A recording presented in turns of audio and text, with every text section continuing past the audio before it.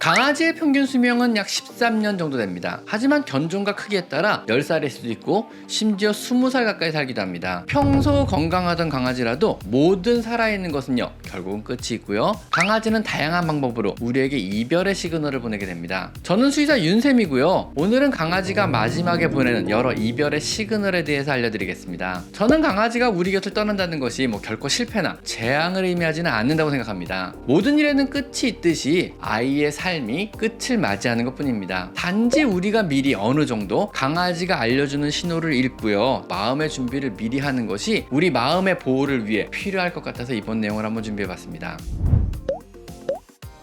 첫 번째는요, 협응장애가 생깁니다. 갑자기 어려운 말이 나왔죠? 협응장애란 일종의 운동실조입니다. 몸의 운동 기능을 세밀하게 조절하던 기능이 떨어지면서 미끄러지고 넘어지고 똑바로 걷기 어려워하며 또 뱅글뱅글 돌기도 합니다. 정상적인 보행을 힘들어하는 이 증상은요, 사실 강아지가 그 여행의 끝에 임박했다는 굉장히 중요한 신호입니다. 이때는요, 넘어져 다치지 않도록 주변을 푹신한 것으로 채워주시고요, 혹시라도 떨어질 만한 곳은 다니지 못하도록 막아놓으셔야 합니다. 두 번째로 체온 조절 능력이 떨어집니다. 뇌에서 지시하고 몸의 여러 호르몬과 근육 그리고 간에서 세밀하게 조절하던 몸의 체온 조절 능력이 떨어져 정상 체온을 유지하기가 힘들어집니다. 주변 환경이 추우면요 체온이 떨어져 버리고 주변 환경이 더우면요 체온이 올라가는 거죠. 가장 기본적이며 중요한 생명을 유지하기 위한 기능 중 하나가 그 기능을 다하면서 강아지의 삶의 질을 떨어뜨리게 되는 겁니다. 이때는요, 추운 계절에는요 강아지를 위한 따스한 잠자리를 지속적으로 제공해야 하고요, 더운 계절에는요 시원한 공간과 충분한 물을 마실 수 있도록 환경을 조성해 줘야 합니다. 일정한 체온을 유지하는 이 항상성을 유지하는 기능은요 생명 유지의 가장 기본입니다. 세 번째로 식욕이 줄어듭니다. 수명을 다해가는 강아지의 가장 흔한 증상 중 하나입니다. 몸의 통증과 뇌의 식욕 증취의 둔화, 미각의 소실과 후각 능력의 둔화, 그리고 기력의 소실 등이 식욕 부진을 유발하게 되고요, 이로 인해서 급격한 근육의 소실과 간 손상, 체중 감소가 이어지며 급격히 강아지 상태를 악화시키게 됩니다. 이때는요 사료나 음식을 약간 데펴서 냄새를 강하게 해서 주시고요, 소화하기 편한 유동식을 주기도 하며 식욕 유지를 위해 최선을 다해 돌봐줘야 합니다. 필요하다면은요 식욕을 촉진할 수 있는 여러 약물들과 메스꺼움을 줄여주는 약물을 수의사에게 처방받아서 먹이는 건 역시 도움이 될 수도 있습니다. 그리고 네 번째로 음수량이 줄어듭니다. 물을 덜 마시는 거죠. 역시 식욕 증추와 더불어 몸의 탈수를 감지하는 신장의 기능이 떨어지고요, 또 목이 마르다는 신호를 주는 뇌의 기능 역시 떨어지면서 물을 극단적으로 덜 마시게 됩니다. 물을 덜 마시게 돼서 몸이 만성적인 탈수 상태에 접어들면은요 급격한 노화가 진행하고요, 전신 장기의 기능이 떨어지게 됩니다. 주사기를 사용해 액상 음식을 투여하거나 식욕을 돋굴 수 있는 캔사료의 급여, 그리고 필요하다면은요 정말 주사기를 사용해서 물을 강제로 급여하기 시작해 줘야 할 수도 있습니다. 자, 그리고 다섯 번째로요, 극단적으로 체중이 감소하기 시작합니다. 식욕의 저하와 소화력의 저하로 영양분의 흡수가 힘들어지고요, 탈수로 인해 극단적으로 체중의 감소가 시작됩니다. 체중 감소의 의미는요 근육의 소실이 시작됐으며 심각한 탈수 상태와 더불어 간이나 신장 등의 주요 장기의 위축 역시 진행하고 있음을 의미합니다. 이때는요 액상이나 소화하기 쉬운 파테 타입 형태의 음식을 공급하고요, 필요하다면요 강제 급여 역시 공급하셔야 합니다.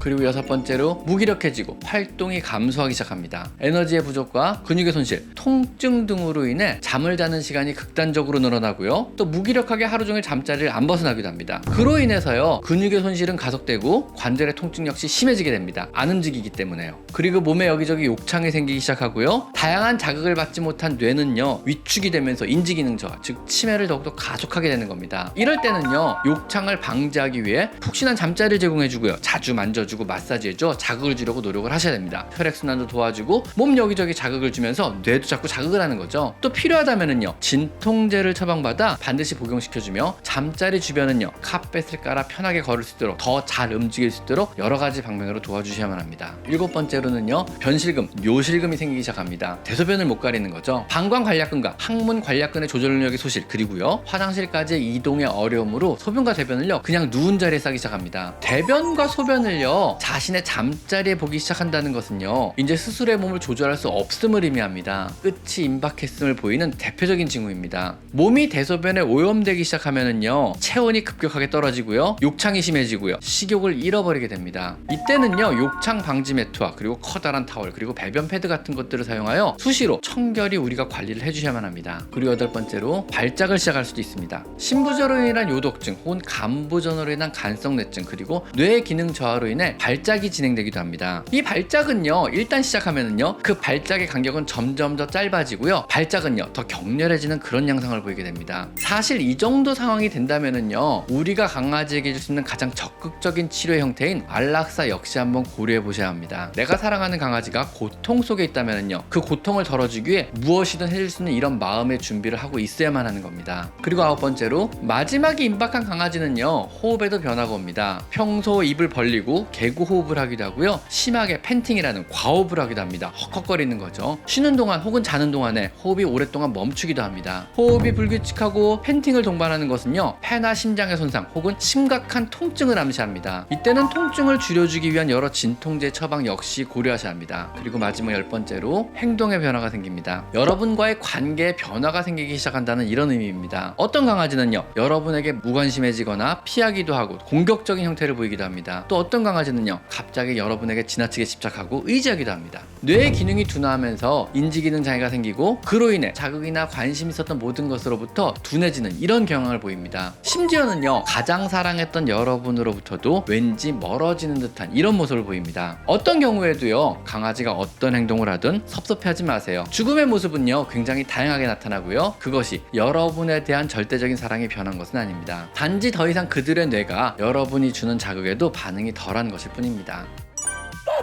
모든 생명은 끝이 있습니다. 우리와 10년 이상을 함께하며 가족으로서 충실히 그 본분을 다한 우리 강아지들의 마지막을요, 우리는 최선을 내 끝까지 돌봐줘야 합니다. 그리고 그들의 고통을 덜어주기 위해서요, 필요하다면요, 가장 적극적인 치료인 안락사 역시 고려해야 한다고 저는 생각합니다. 오늘은요, 강아지가 죽기 전에 보일 수 있는 10가지 증상이란 주제를 가지고 한번 이야기를 해봤습니다. 오늘은 여기까지 강아지 상담소였습니다. 감사합니다.